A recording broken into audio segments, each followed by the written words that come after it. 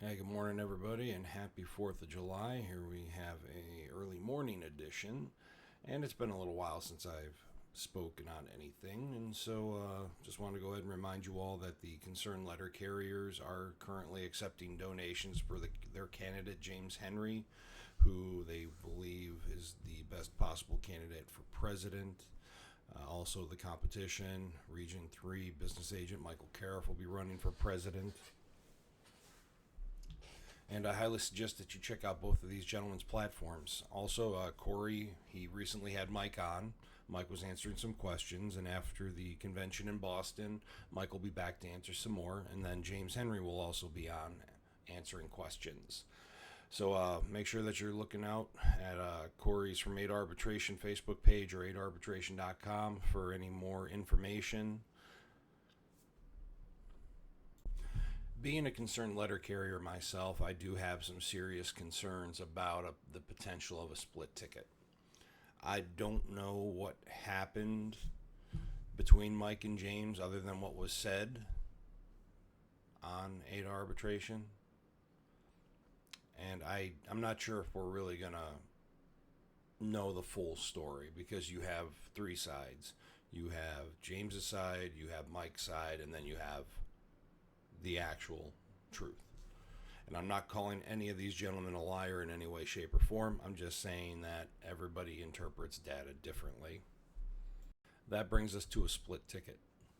A split ticket going up against Renfro and his current administration. That right there is concerning. You know, Mike has been a business agent here in Illinois for, I think, about 10 years now. And James, I don't know how long James has been in national. I would assume for probably just as long, if not longer. But knowing that both of these gentlemen are leaders, you know, in and of themselves, I'm hoping and praying that they can come to a consensus on a platform in which they can be on the same ticket.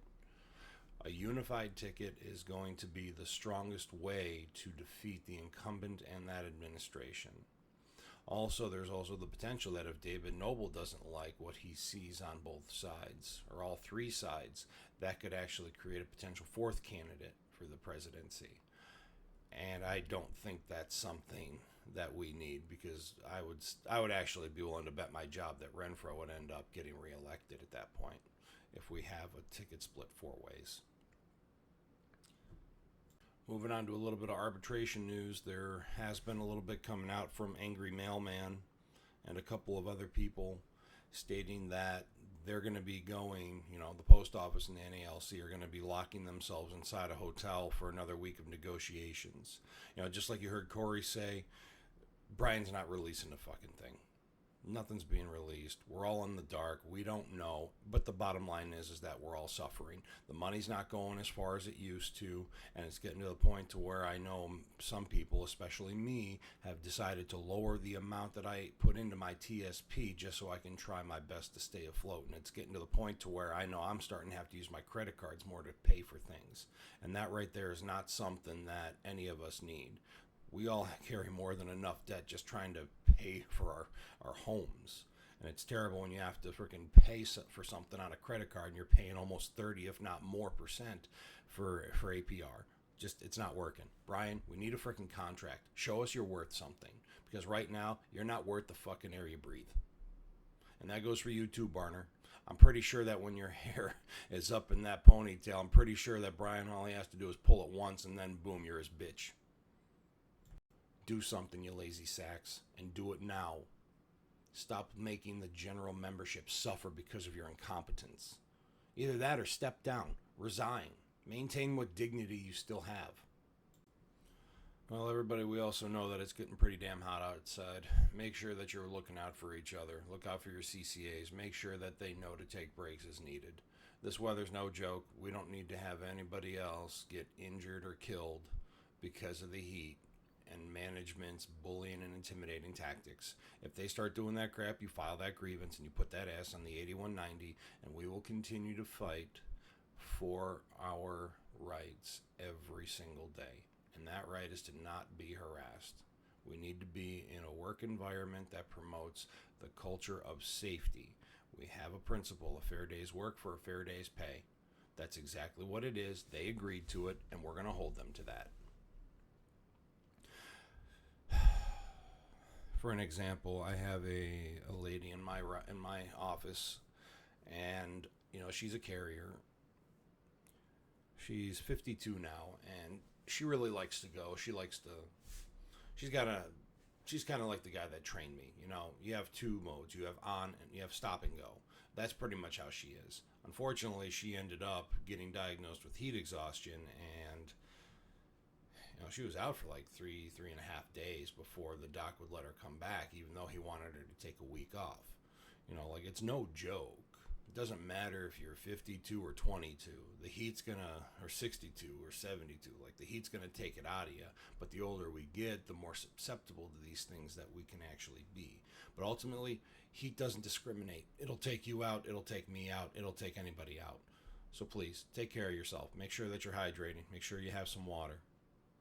Make sure you're taking electrolyte replacement drinks if you need them. Don't be afraid to stop inside that gas station and just stand around for 5 minutes and cool off in the air conditioning, because God, we just don't have any. This is what they think of us. They don't care for us. Remember, management's paychecks are off of our labor. That's us, the APWU, the rural carriers, the mail handlers. Everybody in management gets a paycheck because of our hard work, our labor, our dedication. As of right now, that's all I really got. Hopefully something comes out sooner or later about where we stand. The convention's coming from Boston. I would highly suggest all of you listen to the most recent 8 Arbitration podcast, in which Corey was going over the Wiener report, which goes more into depth about the charges against Renfro. With Boston coming up, the national convention, I'm pretty darn sure that the charges are going to be reintroduced. And I'm going to go ahead and tell every last one of you that giving Renfro retroactive FMLA when it wasn't requested, that right there is what friends do to cover each other, and that's what they were trying to do. They were trying to prevent Brian from getting in trouble. The bottom line is that he was guilty of every single one of those charges. And if you look at the evidence, it is blatantly clear that this man is not fit to lead. No matter how smart he is, he's not fit to lead us. And we were abandoned.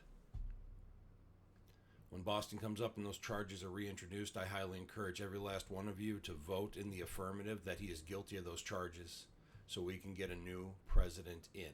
Because I'm going to tell you where he's going to go. You're going to see Renfro part of labor. He will go to USPS headquarters. He will be part of labor. He will be part of the negotiation team. He will be the one trying to get rid of us. Think about it. Anybody that's ever had the union turn their back on them, where have they gone? To management. Freaking people in my freaking region, they've turned their back on me, and I already have people saying that I'm going to management. I'm not going to management. I've been there. It sucks. They don't care about you or me. They care about one thing, and that's power. And that power leads to control, and control gives those people a sense of, oh my God, I'm so great and I'm ahead of everyone and nothing's going to happen and all these other things. Like, it's not about training. It's not about fostering an environment of learning. It's not about dignity and respect. It is about power and control. That is what management is, and we all know it. I highly suggest none of you ever go there. Even if you have aspirations of going somewhere else, like going to the plant and working in transportation, which is what I want to do. Guess what? They're not going to put you there. They won't. They don't care.